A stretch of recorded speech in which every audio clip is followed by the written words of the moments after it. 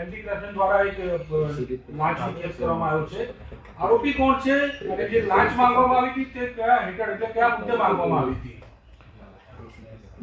CID crime Gandhinagar દ્વારા વર્ષ 2024માં gift city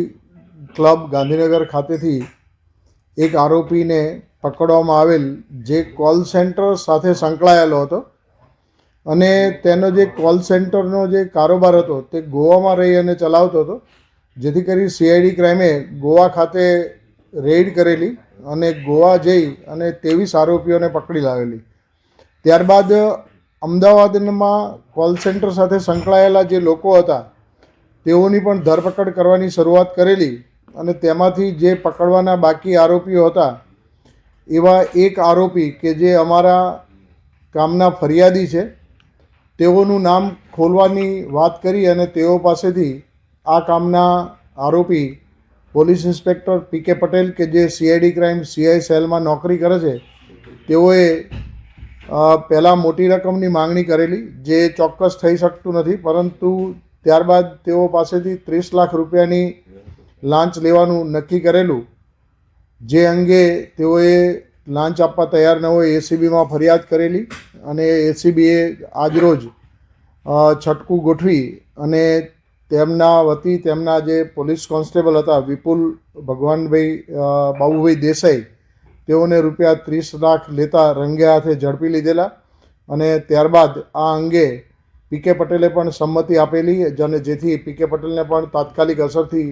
તેઓની ઓફિસમાંથી પકડી લીધેલા છે. હાલ બંને આરોપીઓ છે એ એસીબીના ડિટેન્શન હેઠળ છે અને બંનેની અટકાયત કરવામાં આવેલી છે. સર, આ લોકો સીઆઈડી ક્રાઇમમાં કેટલા સમયથી કાર્યરત હતા અને જે પીઆઈ છે તે બેચના છે કેટલા વર્ષ થયા તેમને ખાતામાં?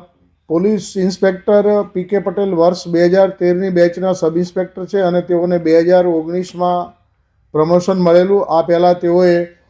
અમદાવાદ સિટી, પાટણ, સુરત અને ભુજ ખાતે નોકરી કરેલી અને 2019માં પ્રમોશન મળ્યા બાદ તેઓ એન્ટી કરપ્શન બ્યુરોમાં જ ફરજ બજાવતા હતા અને 2023 સુધી તેઓએ એન્ટી કરપ્શન બ્યુરોમાં ફરજ બજાવેલી અને ત્યારબાદ તેઓ સીઆઈડી ક્રાઇમમાં ટ્રાન્સફર થઈ અને ગયેલા. અમને જે ઘરમાંથી અથવા બેંકની કોઈ તપાસ હાલ કોઈ રોકડ રકમ અમને મળી છે, કોઈ મુદ્દામાલ? તેઓના ઘરે સર્ચ કરવામાં આવેલી છે, પરંતુ તેઓના ઘરેથી કોઈ કિંમતી ચીજ વસ્તુ મળી આવેલ નથી, પરંતુ તેમના બેંક એકાઉન્ટ અને તેઓના કોઈ લોકર હશે તો તે સીઝ કરવાની અને બેંક એકાઉન્ટ ફ્રીઝ કરાવવાની કાર્યવાહી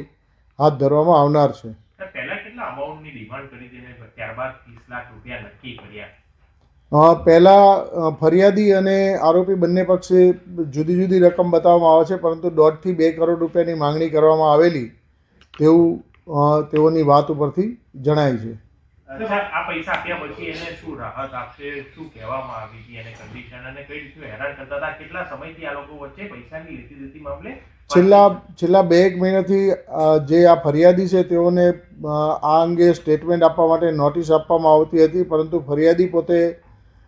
જણાવે છે કે પોતે આવા કોઈ કોલ સેન્ટર સાથે સંકળાયેલા નથી, પરંતુ અગાઉ તેઓનું એકવાર નામ ખુલેલું એમના મિત્ર મિહિર દેસાઈનું, તેના અનુસંધાને તેઓને બોલાવતા હતા અને માત્ર તેઓ પાસેથી પૈસા પડાવવાના ઈરાદે જ નોટિસ આપેલી હતી અને 2 મહિના ઉપરના સમયથી તેઓની સાથે વાટોઘાટો કરતા હતા અને અંતે ફરિયાદીએ કંટાળી અને પોતે એસીબીમાં ફરિયાદ આપેલી છે તેવું તેઓએ જણાવેલ છે. કોલ સેન્ટરનો કેસ કર્યો તેમાં કુલ કેટલા પકડાયા હતા અને આ સિવાય અન્ય કોઈ વ્યક્તિને નામ ન ખોલવા કે હેરાન ન કરવા માટે પૈસા માંગ્યા હોય એવું? આ રીતે અન્ય કોઈના નામ ન ખોલવા માટે પૈસા માંગ્યા હોય તેવી હકીકતો